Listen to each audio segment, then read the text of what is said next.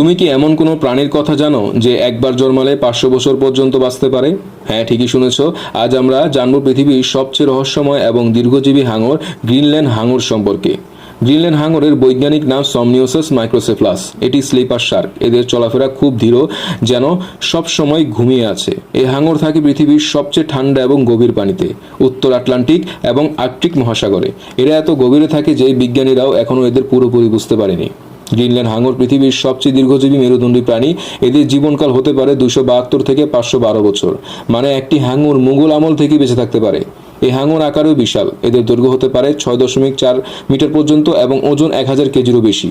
এক কথায় সমুদ্রের এক নীরব দৈত্য।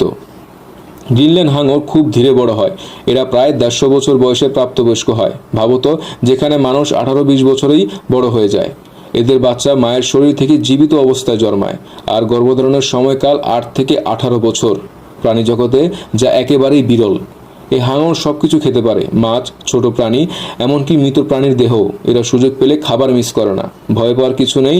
গ্রিনল্যান্ড হাঙর সাধারণত মানুষের জন্য বিপজ্জনক নয়। এই হাঙরের মাংস সাধারণ অবস্থায় বিষাক্ত, তবে আইসল্যান্ডে এটি বিশেষভাবে প্রক্রিয়াজাত করে টেস্টুর হাকারল নামে খাওয়া হয়। এটি খুবই তীব্র গন্ধযুক্ত একটি খাবার। গ্রিনল্যান্ড হাঙর সত্যি এক রহস্যময় প্রাণী, ধীর, গভীর এবং শত শত বছরের জীবনের অধিকারী। সমুদ্রের অন্ধকারে লুকিয়ে থাকা এক দৈত্য। এখনও আমাদের অনেক কিছু শেখানোর অপেক্ষায় আছে।